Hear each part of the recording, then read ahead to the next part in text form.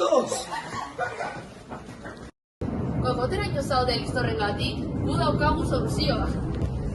Kaixo, Barandiaran Institutuko ikasleak gara, eta aurtengo biologia proiektua aurkeztuko dizuegu.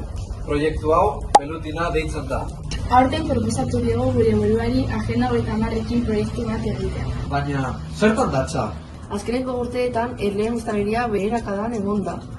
Erleak gure ekosistemarako oso garrantzitsuak dira. Egunean, 1000 lore hernando ahal dituztelako.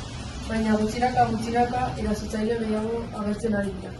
Martxotik apirilera, zuhaitz hauetan, trampak jarriko ditugu listorren kontra. 2011tik ona Euskal Herrira listor asiatiko asko eta hau arleak eta intsektu polinizatzaile asko arriskoan jarri ditu. Listor asiatikoak egoakisten sartu aldira trampan, baina ezin dira atera.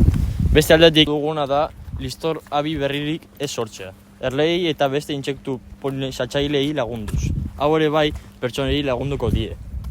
Eta honen ondorioz, intsektu polinizatzaile gehiago egongo dira. Hau, landare gehiago ernaltzea kausatuko du, eta hau gure bizimodua hobetuko du. Galdetuko duzue zergaitik diren antxarrak abizpa berutinak, eta hauek erleak eta beste intsektu polinizatzailea asko hiltzen dituzte.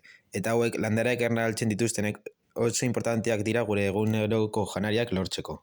Belutina proiektua sustatzeko eta jende animatzeko joko interesgarri eta divertigarri bat egin dugu.